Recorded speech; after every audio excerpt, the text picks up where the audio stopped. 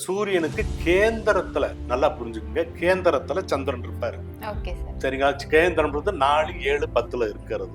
இந்த நாள்ல நம்ம குறைஞ்சபட்சம் மௌன விரதம் இருக்கிறது ரொம்ப பெட்ரு. 3 நேரம் சாப்பிட்றது 2 நேரம் சாப்பிட்றது பெட்ரு. இதனாலதான் வேற எந்த ஒரு காரியமும் செய்யாதீங்க, இந்த கோவில் குளத்துக்கு போய் இறைச்சந்தனையோட இருக்கன்றதுக்காக தான் வேற எதுவும் காரியங்கள் செய்யக்கூடாதுன்னு சொல்லியிருக்காங்களே தவிர, தாராளமா நம்ம ஏதாவது ஒரு விரதத்தை அனுஷ்டிட்டு இருந்தோம்னா ரொம்ப விசேஷம். குழந்தை பிறந்த அதிகபட்சம் 1 மாசம் அல்லது 2 மாசத்துக்குள்ள அந்த ஜாதகத்தை எழுதி வச்சிடணும். ஒரு குழந்தைக்கு நாம சேர்த்து வைக்கக்கூடிய முதல் சொத்து எதுன்னு பார்த்தீங்கன்னா ஜாதகம் தான்.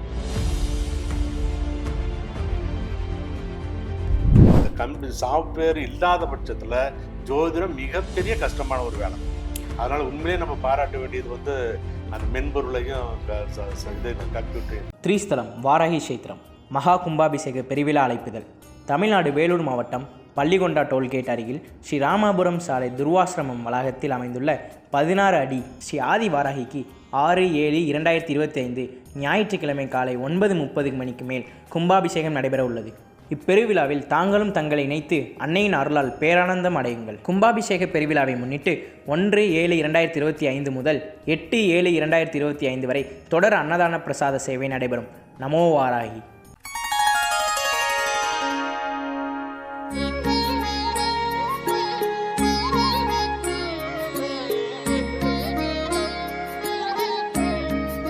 ஸ்ரீ வராகி டிவி நேயர்கள் அனைவருக்கும் வணக்கம். எண்ணம் போல் வாழ்க்கை என்று பல பேர் சொல்ல கேள்விப்பட்டிருப்போம். என்னதான் எண்ணம் நல்ல எண்ணமா நமக்கு இருந்தாலும் கடவுள் நம்பிக்கையும் நமக்கு இருந்தா மட்டும்தான் நம்ம வாழ்க்கையில நல்ல வெற்றியை அடைய முடியும். இன்னைக்கு நம்ம கூட 35 வருடமா ஜோதிட அனுபவம் மிக்க திரு அருள்வேல் சார் நம்ம கூட இணைந்திருக்கிறாங்க. உங்களை வெல்கம் பண்ணிடலாம். வணக்கம் சார். வணக்கம்.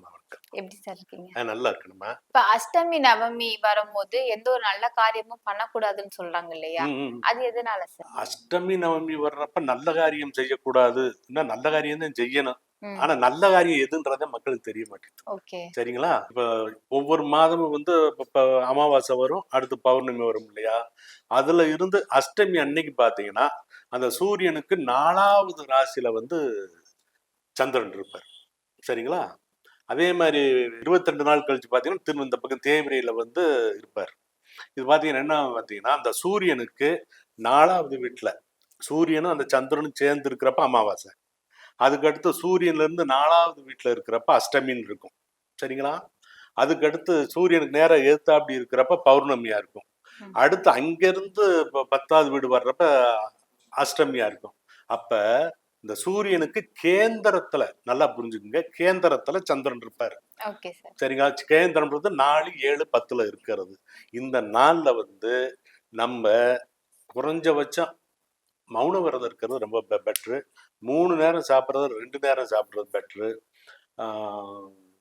பக்கத்துல ஒரு பாரம்பரியமான ஒரு கோயிலுக்கு போயிட்டு வர்றதுன்றது பெட்டர். இதனாலதான் வேற எந்த ஒரு காரியமும் செய்யாதீங்க, இந்த கோவில் குளத்துக்கு போய் இறைச்சந்தனையோட இருங்கன்றதுக்காக தான் வேற எதுவும் காரியங்கள் செய்யக்கூடாதுன்னு சொல்லியிருக்காங்களே தவிர, தாராளமா நம்ம ஏதாவது ஒரு விரதத்தை அனுஷ்டிட்டு இருந்தோம்னா ரொம்ப விசேஷம் இருக்கும். இப்ப நீங்க சொன்ன மாதிரியேவும் இப்ப ஜோதிடம் பாத்தீங்கன்னா எல்லா இடத்துலயுமே வந்துருச்சு இல்லையா? சோ நீங்க 35 வருடமா இந்த பஞ்சாங்கத்துல இருந்திருக்கீங்க. உங்க பார்வையில இந்த பஞ்சாங்கம் அழிகிறதா இல்ல வளர்கிறதா சார்? ரொம்ப வளருது. ஏன்னா ஆரம்பத்துல இருந்த மக்களுக்கு அவனுக்கு லக்னம் என்னன்னு தெரியாதனாலதான் கோயில்ல என்ன ராசின்னு கேட்டாங்க, அதுக்கு அடுத்து நட்சத்திரம் கேட்டாங்க. இப்ப லக்னத்தவே அவரு சுவாமி கேட்கிறாரோ இல்லையா, மக்களே சொல்ற அளவுக்கு வந்துட்டாங்க. இன்னும் அவங்களே நேரடியா பிரார்த்தனையில அவங்களே சொல்ற அளவுக்கு வந்துடும். இப்ப பாத்தீங்கன்னா இளைஞர்கள்ல இருந்து முதியவர் வரைக்கும் எல்லாருமே சொல்ற ஒரே வார்த்தை, எல்லாம் என் தலையெழுத்துப்படி நடக்குது, என் நேரம் நான் போன ஜென்மத்துல என்ன பாவம் செஞ்சனும் இங்க வந்துட்டேன் அப்படின்லாம் சொல்லுவாங்க. சோ தலையெழுத்துனா எப்படி சார்? ஏறக்குறைய நம்ம சின்ன குழந்தையில இருந்து கேட்டுக்கிட்டு தான் இருக்கிறோம். ஆனா அதுக்கான அர்த்தம் தெரியாம தான் இருக்கும். இன்னும் நம்ம ஸ்கூல்ல படிக்கிறோம்னு பார்த்தா தலையில எழுதின்னு சொல்லி அந்த மூளையில ஒரு கோடு மாதிரி இருக்கும் இல்லைங்களா? அப்படித்தான் நான் சொல்லிக்கிட்டு இருப்பான். அது அப்படி கிடையாது. இந்த தலையெழுத்துன்ற பாத்தீங்கன்னா அந்த காலத்துல ஜாதகம்லாம் பாத்தீங்கன்னா பனை இலையில தான் எழுதியிருப்பாங்க. பனை இலை. இந்த பனை இலை எழுதப்பட்ட அந்த ஜாதகத்துப்படிதான் எல்லாமே நடக்கும். அந்த பனை இலை, பனந்தலை அந்த பணன்றதை எடுத்துட்டீங்கன்னா தலைன்னு வரும் இல்லையா, அந்த தலை எழுத்து, அந்த பணம் தலையில எழுதப்பட்ட அந்த ஜாதகத்து பிரகாரம் தான் எல்லாமே நடக்கும்ன்றதுக்கு அதாவது சுருக்கமா இப்போ என்ன ஆயிப்போச்சு, பணம் தலையில இருக்கிற பணம் மட்டும் போயிடுச்சு, பணம் தலையில எழுதுனது பிரகாரம் என்ன நடக்கும்ன்றது அதுக்கான உள்ளார்ந்த அர்த்தம். இப்ப கல்யாணம் இந்த மாதிரி வருதுல்ல சார், சுப காரியங்கள். சோ அது வந்து ஜாதகத்தை வச்சுதான் ஒரு நல்ல நாள் பார்த்து போறாங்க. இப்ப பஞ்சாங்கம் அப்படின்னு வரும்போது எப்படி சார், பஞ்சாங்கம் பார்த்து போலாமா, இல்ல அந்த டைம்ல பஞ்சாங்கம் பார்க்கணுமா இல்ல ஜாதகம் பார்க்கணுமா, எது பார்த்தா முதல்ல வந்து ஜாதகத்தை பார்த்துக்கணும். Okay okay. முதல் ஜாதகத்தை பார்த்து இன்னைக்கு வந்து கல்யாணம் வைக்கிறாங்கன்னு வைங்களேன், இந்த நாள்ல வைக்கலாமா அதெல்லாம் பார்த்துக்கிட்டு அதுக்கடுத்து அந்த நாள் வருதா, அந்த நட்சத்திரம் வருதா, திதி வருதான்றதை நம்ம பஞ்சாங்கத்தை. திரிஸ்தலம் வாராகி கஷேத்திரம் மகா கும்பாபிஷேக பெருவிழா அழைப்புதல்.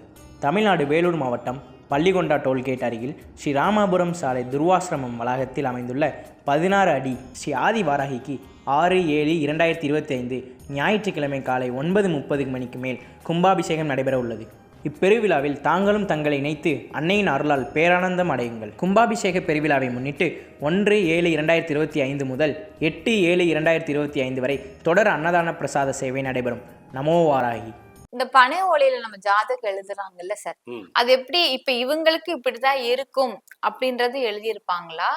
அப்படிலாம் எழுதி இல்ல நான் இப்ப மிதுன ராசினா மிதுன ராசியில இருக்கிறவங்க இப்படி இருப்பாங்க அப்படின்னு எழுதியிருப்பாங்களா? ஆமா ஆமா, அதாவது ஒரு இந்த கேரக்டரை போட்டிருப்பாங்க, அதெல்லாம் நடைமுறைக்கு ஒத்து வரும். அதுக்கு மேல எவ்வளவோ விஷயங்கள்லாம் இருக்கு. மெயினா வந்து அந்த ராசி சக்கரமும் அம்ச சக்கரமும் இருக்கும். ரைட். அதை வச்சு அந்தந்த ஜோதிடரோட திறமைக்கு ஏத்த மாதிரி பலன் சொல்லிக்கலாம்.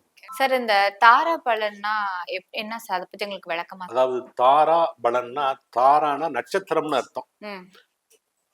ஒரு ஜாதகர் பிறந்த நட்சத்திரம் இருக்கும் இல்லையா, அதுல இருந்து 2வது நட்சத்திரம், 4வது நட்சத்திரம், 6வது நட்சத்திரம், 8வது நட்சத்திரம் எல்லாமே ரெட்டப்படையா இருக்கும்.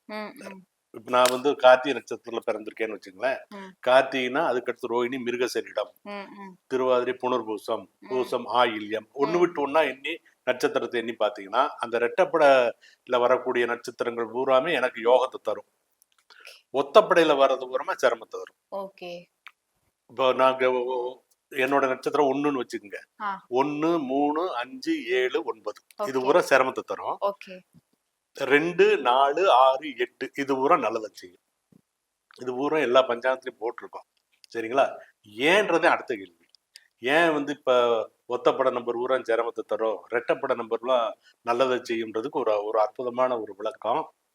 இப்ப வந்து நம்ம காந்தம் பார்த்துருக்கோம் இல்லையா, அதுல வந்து ஒரு பக்கம் பாசிட்டிவ் இருக்கும், இன்னொரு பக்கம் நெகட்டிவ் இருக்கும். ஒரு பாசிட்டிவ் இன்னொரு பாசிட்டிவ் சேர்த்தா ஒட்டுமா? ஒட்டாது. ஒரு பக்கம் பாசிட்டிவ் இருக்கணும், இன்னொரு பக்கம் நெகட்டிவ் இருக்கணும், அப்பதான் ஒட்டும்.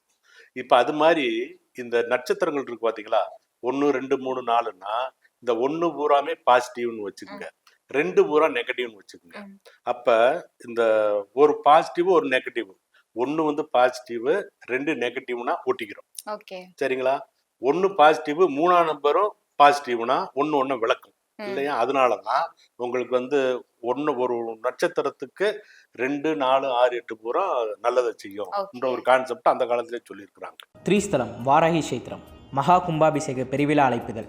தமிழ்நாடு வேலூர் மாவட்டம் பள்ளிகொண்டா டோல்கேட் அருகில் ஸ்ரீ ராமாபுரம் சாலை துர்வாசிரமம் வளாகத்தில் அமைந்துள்ள 16 அடி ஸ்ரீ ஆதி வாராகிக்கு 6/7/2025 ஞாயிற்றுக்கிழமை காலை 9:30 மணிக்கு மேல் கும்பாபிஷேகம் நடைபெற உள்ளது.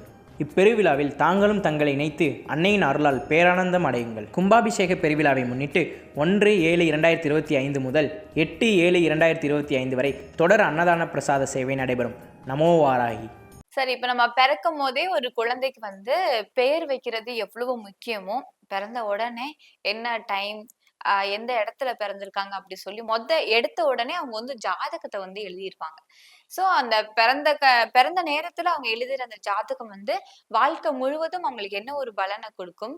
அது மட்டும் இல்லாம வயதுக்கு வந்ததுக்கு அப்புறம் திரும்ப ஒரு ஜாதகம் எழுத சொல்லுவாங்க. இது எதனால, அதை பத்தி எனக்கு விளக்கமா சொல்லுங்க சார். நல்ல ஒரு நீ கேட்கிறப்ப நல்ல ஒரு சொன்னீங்க. பிறந்த உடனே ஜாதகம் எழுதி வச்சிருவோம்னு சொன்னீங்க. அநேகமா 100க்கு 80 பேர் அந்த மாதிரி செய்ய மாட்டாங்க. 1 வருஷம் கழிச்சு ஜாதகம் எழுதலாம் அப்படின்னு ஜோசியர் சொல்லிட்டாருன்னு தான் சொல்லுவாங்க. அது மிகப்பெரிய தப்பு. அதாவது குழந்தை பிறந்த அதிகபட்சம் 1 மாசம் அல்லது 2 மாசத்துக்குள்ள அந்த ஜாதகத்தை எழுதி வச்சிடணும். ஒரு குழந்தைக்கு நாம சேர்த்து வைக்கக்கூடிய முதல் சொத்து எதுன்னு பார்த்தீங்கன்னா ஜாதகம் தான். அதோட அந்த ஜாதகத்துல அந்த ஹாஸ்பிட்டல்ல டெலிவரி ஆனோடனே ஒரு சர்டிபிகேட் தருவாங்க இல்லையா, குழந்தை பிறந்த தேதி டைம்லாம் போட்டு தருவாங்க. அது ஒரு ஜெராக்ஸ் எடுத்து அந்த ஜாதகத்திலே நீங்க ஒட்டி விட்டுறோம்.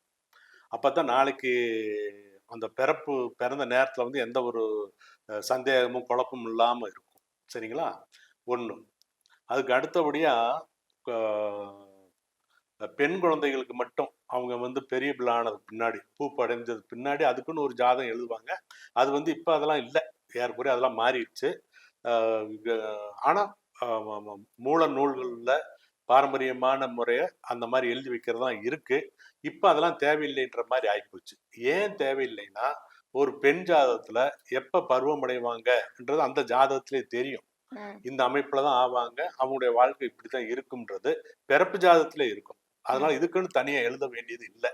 ஏன் எழுத வேண்டியது இல்லைன்னா, அந்த கரெக்டா ஒரு குழந்தை பிறக்கிற நேரத்தை வந்து மணி நிமிடம் அளவுக்கு துல்லியமா சொல்ல முடியும்.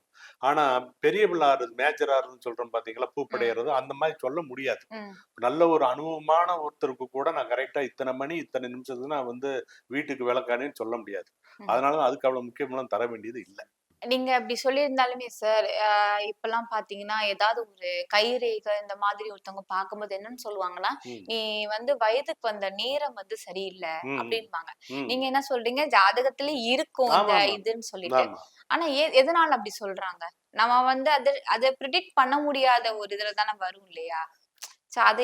இல்ல, அவருக்கு அந்த பிறந்த ஜாதகத்துக்கு பலன் சொல்றத அந்த முறை வந்து அவருக்கு வேணா தெரியாம இருக்கலாம்.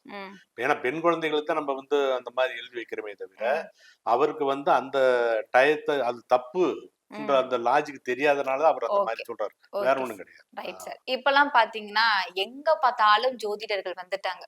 நீங்க கூட சொன்னீங்க போன எபிசோட்ல, வீட்டுக்கு ஒரு ஜோதிடம் வரணும், அதுதான் என்னோட ஆசைன்னு சொன்னீங்க. வீட்டுக்கு ஒரு ஜோதிடர்ல எல்லாத்துக்கும் ஜோதிடம் தெரிஞ்சிருக்கு. இப்படி அது ஒண்ணு பெரிய ஜோதிடம்ன்றது ஒரு பெரிய ஒரு கற்றுக்கொள்ள முடியாத ஒரு விஷயம் இல்ல.